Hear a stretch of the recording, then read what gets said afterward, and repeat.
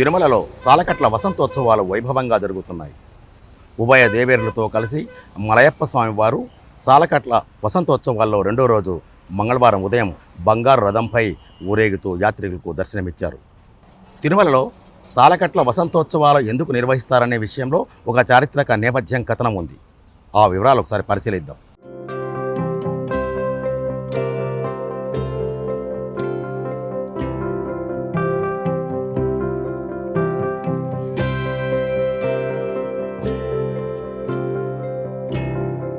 ఏడాది పొడవునా ఉత్సవాలతో తిరుమల శ్రీవారు యాత్రికులకు దర్శనమిస్తుంటారు. వాటిలో వార్షిక ఉత్సవాలకు ప్రత్యేకత ఉంది. సోమవారం రాత్రి సాలకట్ల వసంతోత్సవాలు వైభవంగా తిరుమలలో ప్రారంభమయ్యాయి. 3 రోజుల పాటు టీటీడీ ఆర్జిత సేవలను కూడా రద్దు చేసింది. వసంతోత్సవాన్ని పురస్కరించుకొని శ్రీవారి ఆలయంలో మార్చి 30వ తేదీ నుంచి ఏప్రిల్ 1వ తేదీ వరకు 3 రోజుల పాటు కళ్యాణోత్సవం, ఓంజల్ సేవ, ఆర్జిత బ్రహ్మోత్సవం, సహస్ర దీపాలంకార సేవలను, అలాగే మార్చి 31వ తేదీ అష్టదళ పాద పద్మారాధ సేవలను కూడా టీటీడీ రద్దు చేసింది. తిరుమలలో ప్రతి సంవత్సరం ఏటా చైత్ర శుద్ధ పౌర్ణమికి ముగిసేటట్లుగా ఈ ఉత్సవాలు 3 రోజుల పాటు నిర్వహించడం ఆనవాయితీ. సోమవారం ఉదయం 6 గంటలకు శ్రీదేవి భూదేవి సమేత మలయప్ప స్వామి వారు 4 మాడవీధుల్లో ఊరేగారు. తిరుమలలో శ్రీవారి ఉత్సవ విగ్రహాలకు వసంతోత్సవం నిర్వహించడం అనేది ఆలయంలోని రంగనాయకుల మండపంలో నిర్వహించేవారు. దీనికి కోసం ప్రత్యేకంగా మండపం కూడా ఉంది. అయితే తిరుమలలో మాస్టర్ ప్లాన్ విస్తరించిన తర్వాత ఈ కార్యక్రమాలని శ్రీవారి ఆలయం ఎదురుగా ఉన్న వైభవోత్సవ మండపంలో నిర్వహించడం ఆనవాయితీగా పాటిస్తున్నారు. ఈ వసంతోత్సవాల చారిత్రక నేపథ్యాన్ని ఒకసారి పరిశీలిస్తే తిరుమలలో వసంతోత్సవాలు అనేది ఇప్పుడు ప్రారంభమైంది కాదు. వాస్తవానికి తిరుమల శ్రీవారికి ఏటా చైత్రమాసంలో ఈ ఉత్సవాలు నిర్వహించడం ఆనవాయితీగా పాటిస్తుంటే విజయనగర చక్రవర్తి అచ్యుతరాయల కాలం నుంచి, అంటే క్రీస్తు శకం 1465 నుంచి ఈ వసంతోత్సవాలు నిర్వహిస్తున్నట్లు ఆలయ చరిత్ర చెబుతోంది. వసంత ఋతువు రాకను పురస్కరించుకొని ఈ ఉత్సవాలను ప్రవేశపెట్టారనేది చారిత్రక నేపథ్య కథనం.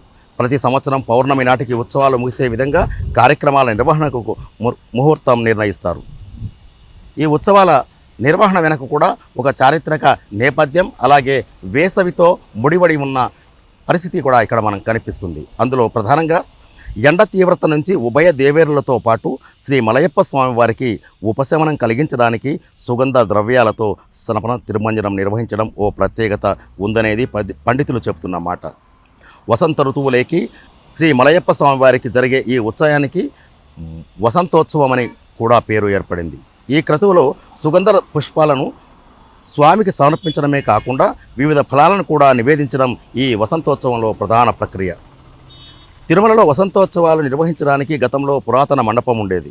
2006లో శ్రీవారి ఆలయ మాడవీధుల విస్తరణలో భాగంగా పాత మండపం తొలగించారు. దీంతో ప్రస్తుతం శ్రీవారి ఆలయం ముందున్న వైభవోత్సవ మండపంలో వసంతోత్సవాలు నిర్వహించడానికి, ప్రత్యేక కార్యక్రమాలు నిర్వహించడానికి దీన్ని వేదికగా నిర్వహించుకున్నారు. ఇదిలా ఉంటే మంగళవారం ఉదయం మలయప్ప స్వామి వారు బంగారు రథాన్ని అధిరోహించి తిరుమల మాడ వీధుల్లో విహరిస్తూ యాత్రికులకు దర్శనమిచ్చారు. ఈ కార్యక్రమానికి భారీ సంఖ్యలో యాత్రికులు హాజరయ్యారు. చివరిగా ఏప్రిల్ 1వ తేదీ శ్రీదేవి భూదేవి సమేత మలయప్ప స్వామి వారితో పాటుగా శ్రీ సీతారామలక్ష్మణ ఆంజనేయ స్వామి ఉత్సవర్లు, శ్రీ రుక్మిణి సమేత కృష్ణస్వామి ఉత్సవమూర్తులను వసంతోత్సవ వేడుకల్లో పాల్గొని తిరిగి సాయంకాలానికి ఆలయానికి చేరుకుంటారు. ఈ ఉత్సవాల్లో భాగంగా రోజు మధ్యాహ్నం 2 గంటల నుంచి 4 గంటల వరకు స్వామి అమ్మవార్ల ఉత్సవాలకు స్నపన తిరుమంజనం వైభవంగా నిర్వహిస్తారు. ఇందులో పాలు, పెరుగు, తేనె, కొబ్బరి నీళ్లు, పసుపు, చందనంతో అభిషేకం చేస్తారు.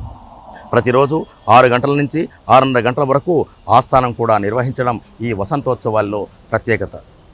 ఇది తిరుమలలో శ్రీవారికి ఏటా నిర్వహించే వసంతోత్సవాల వైభవం వెనుకున్న చారిత్రక నేపథ్య కథనం. Video journalist Dinesh గుణగలతో SSV Bhaskar Rao, federal correspondent, Tirumala నుంచి.